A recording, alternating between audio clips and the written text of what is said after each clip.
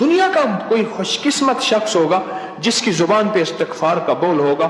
اور کبھی ایک اور لکھ لینا میری بات کو, یہ بڑی پتے کی بات بتا رہا ہوں, شاید یہ بول میرے منہ سے خود پہلی دفعہ نکل رہا ہے, جتنے میرے درس نیٹ پہ پڑے ہوئے ہیں یا میری مجالس جتنے بھی ہیں, کبھی شقی کے منہ سے استغفار کا بول نہیں نکلے گا. سمجھے نہیں, اس کی وضاحت کرتا ہوں. دنیا میں دو قسم کے لوگ ہیں, ایک شقی ہیں ایک سعید ہیں. بدبخت, شقی کہتے ہیں بدبخت, یا ازلی جہنمی یا ازلی خبیث یا پیدائشی کتا مردار ازلی. کبھی بھی استغفار کرنے والا, زندگی کے لفظ میرے یاد رکھیے گا, اگال فقیر دی یاد رکھے, متونیو یار وساری. کبھی بھی استغفار کرنے والا, کبھی بھی استغفار کرنے والا روٹی تھوڑی نہیں کرتا, بیٹے تھوڑے نہیں کرتا, رزق تھوڑا نہیں کرتا, عزت کا تھوڑ نہیں دیکھتا, کمی نہیں دیکھتا, اور برکتوں کی کمی نہیں دیکھتا, راحتوں کی کمی نہیں دیکھتا, عافیتوں کی کمی نہیں دیکھتا. ندامت کرنے والا, توبہ کرنے والا, تنہائیوں میں اللہ سے راز و نیاز کر کے اللہ کو منانے والا کبھی ان چیزوں کی کمی نہیں دیکھتا. قرآن نے وعدے کیے ہیں استغفار کے بول جسے مل جائیں, استغفار کے بول. برے والے میں ایک جگہ ہے مرضی پورہ, وہاں ایک صاحب رہتے تھے. میں ایک دو دفعہ وہاں گیا. ان کی گلی محلے میں کریانے کی چھوٹی سی دکان تھی. میرے ہم عمر تھے اور بہت اللہ والوں سے عقیدت رکھتے تھے, اللہ والوں سے محبت رکھتے تھے. سفید پوش آدمی تھے. ان کو اچانک بیٹھے بیٹھے دل کا دورہ پڑا اور دل کی تکلیف ہوئی اور دل مچل گیا اور دل روٹھ گیا. اور ان کے بول تھے اللہ میری توبہ, اللہ میری توبہ, بس یہ بول تھے. اور انہی بولوں کے ساتھ وہ اس دنیا سے رخصت ہو گیا.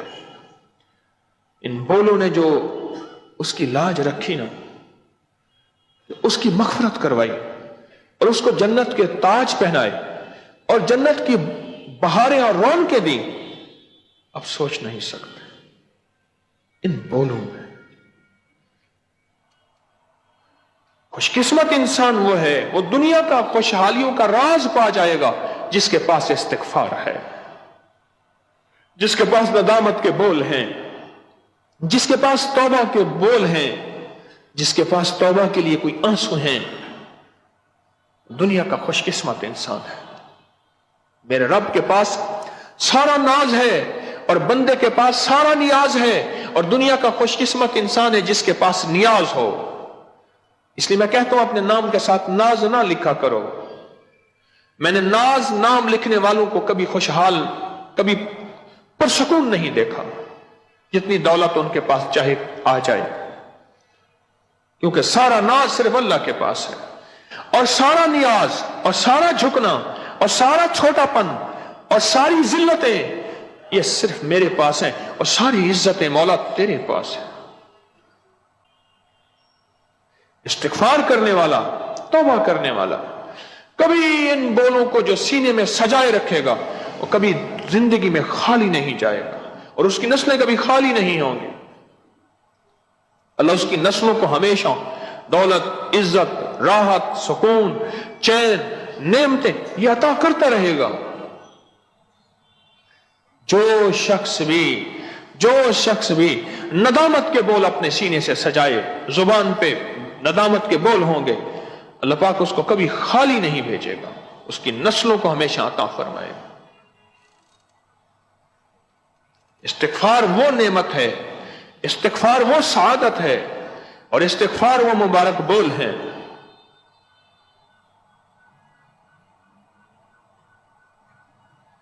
ہاں یہ حقیقت ہے. امام احمد بن حنبل رحمت اللہ علیہ بڑے وقت کے امام, بہت عظیم ہستی, سفر میں تھے تو ایک مسجد میں تشریف لے گئے, رات گزارنے کے لیے رات پڑ گئی. ناواقف تھے, انہیں جانتا کوئی نہیں تھا. مسجد کے خادم نے کہا جی نکلے، میں نے مسجد بند کرنی ہے۔ اس نے کہا تو بند کر کے چلا جا، میں پردیسی فقیر ہوں، رات یہاں رہ جاؤں گا۔ اس نے بے اکرامی کی، احترام نہیں کیا اور بہت برے طریقے سے نکال دیا۔ ایک صاحب نے دیکھا یہ پردیسی مسافر ہے، انہیں یہ آپ میرے پاس آ جائے، میں آپ کا احترام جو میری مہمانی ہوگی قبول فرما لیں۔ امام صاحب وہاں تشریف لے گئے۔ وہ بندہ چلتا تھا تو استغفار کرتا تھا، اٹھتا تھا تو استغفار کرتا تھا، بیٹھتا تھا تو استغفار کرتا تھا۔ امام احمد بن حنبل رحمۃ اللہ علیہ نے اس سے پوچھا وہ اس کا فائدہ بھی پایا؟ اس نے کہا یہ بڑے فائدے پائے، دنیا میں جو مانگتا ہوں مل جاتا ہے، کائنات میں جو سوچتا ہوں ہو جاتا ہے، دولت، عزت، رزق، صحت، برکت، خوشیاں، خوشحالیاں، کامیابیاں، مگر اب ایک آس باقی رہ گئی کہ امام احمد بن حنبل سے ملاقات ہو جائے۔ ایک آس باقی رہ گئی ہے،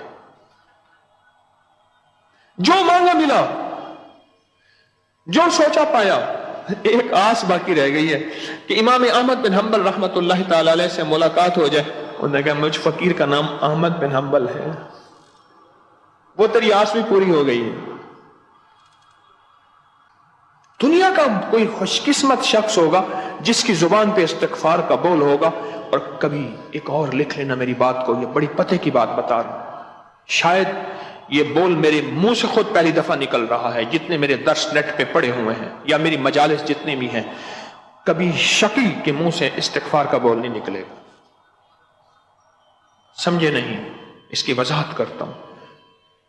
دنیا میں دو قسم کے لوگ ہیں، ایک شقی ہیں، ایک سعید ہیں۔ بدبخت، شقی کہتے ہیں بدبخت، یا ازلی جہنمی، یا ازلی خبیث، یا پیدائشی کتا مردار، ازلی، کبھی اس کے منہ سے استغفار نہیں نکلے گا۔ کیوں؟ اس کے لیے فیصلہ ہی ازلی ہونے کا ہے۔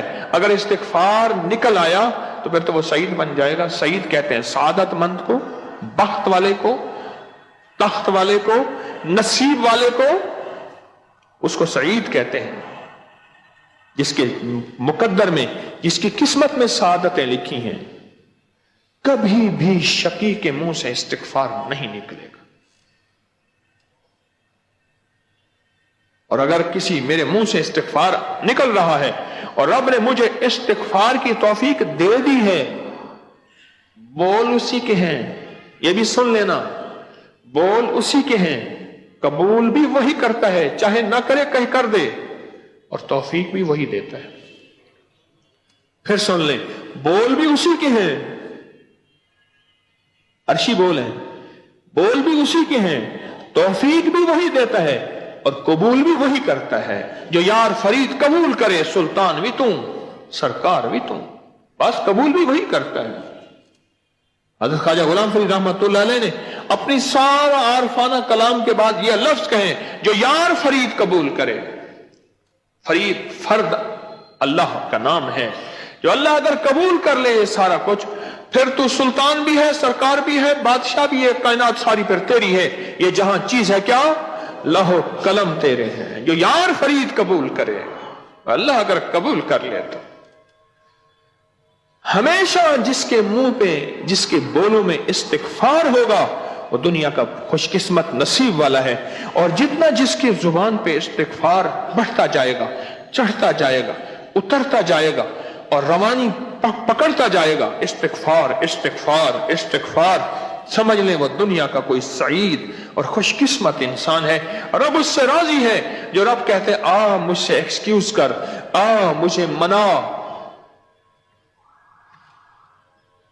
یہ جنہوں نے راز و نیاز کی کوئی دنیا کی مجازی خلوتیں پائی ہوئی ہوتی ہے نا، انہیں پتہ ہے کہ روٹھے یار کو منانے میں کتنا مزہ آتا ہے۔ ہاں، ایک اور مزہ ہے، جنہوں نے یہ خلوتوں کے راز پائے ہیں، انہیں میری بات بجلی بل کے لگی ہوگی، ٹھا لگی ہوگی اور تاروں کو جا کے چھیڑ دیا ہوگا۔ جو تار سے نکلی ہے وہ دھن سب نے سنی ہے، جو تار پہ بیتی ہے وہ کس دل کو پتا ہے۔ انہیں پتا ہے کہ منانے میں کتنا مزہ ہے۔ مدت سے کوئی شخص رلانے نہیں آیا، جلتی ہوئی آنکھوں کو بجھانے نہیں آیا، कहता था कि साथ जिएंगे साथ मरेंगे, अब रूठ गए हैं तो मनाने नहीं आया। उन्हें पता है कि वो वस्ल की घड़ियां, वो राज नियाज की घड़ियां जिसमें मनाना होता है वो कैसा होता है। और यकीन जानिए जिसके दिल में अल्लाह की मोहब्बत का एक छोटा सा जर्रा भी है, कमली वाले की मोहब्बत का एक छोटा जर्रा भी है, मोहम्मद आले मोहम्मद असहाबे मोहम्मद की जर्रा का एक मोहब्बत का एक छोटा जर्रा भी है, वो अल्लाह के सामने जब राज और नियाज करता है और तौबा निदामत और इस्तिगफार से अल्लाह को मनाता है, अल्लाह पाक यहीं बैठ के खुश होता है। और यहां तक फरमाता है, फरमाए सारे जन्नती जन्नत में चले जाएंगे, फिर मैं एक ऐसे सारे नेक हो जाएं, जन्नत में चले जाएं, फिर मैं एक ऐसी मखलूक पैदा करूंगा जो खताएं करके मुझे मनाएंगे और मुझे मजा आएगा। वाह मौला, हाँ, मुझे मनाएंगे और जब मनाएंगे ना इसमें मुझे मजा आएगा। मैंने पिछले दर्स में कहा था रब नाजो भरा यार है, मिनट में रूठ जाता है। ये जमीन तूने कहां झुकाई थी, तूने उस तरफ देखा क्यों था, मेरे गैर को देखा था, अच्छा ये क्यों किया था, बड़ा नाजो भरा यार है। और पल में मान भी जाता है, और मान भी इतना मान जाता है, कहता है जा आज के बाद रूठूंगा नहीं, और मान भी इतना जाता है, अच्छा जा जितनी तेरी खताएं थी उतनी मेरी अताएं हैं, जितने तेरे गुनाह थे उतना मेरा सवाब है, जितने तेरी गुनाहों के पहाड़ थे उतना मेरी नेकियों और रहमतों के पहाड़ हैं, जा उसका बदल फिर यूं कर दिया। इतना नाजो भरा यार, निजाकतों भरा यार है। वो खुशकिस्मत इंसान है जिसकी जुबान पे इस्तिगफार का बोल आ गया, नदामत का बोल आ गए, तौबा के बोल आ गए। मौला वो जिंदगी थी जिसके सुबह, जिसके शाम, जिसके लम्हे, जिसकी रातें, जिसकी सातें ऐसी गुजरी कि तुझे पल में मना भी ना सका, तुझे हर वक्त मैंने नाराज ही किया। अल्लाह वो कौन सा लम्हा और घड़ी होगी तो मुझे माफ कर देगा, तो वो कौन सा लम्हा घड़ी होगी तो मुझसे राजी हो जाएगा, वो कौन सा लम्हा और घड़ी होगी जब तू मेरा दोस्त बन जाएगा, और वो कौन सा लम्हा और घड़ी होगी जब मैं मुजरिम से महरम बन जाऊंगा। अल्लाह ता कर दे जो बैठ के रो रहा और नदामत के आंसू बहा रहा, मेरे रब के यहां दुनिया का सबसे ज्यादा पसंदीदा शख्स यही है।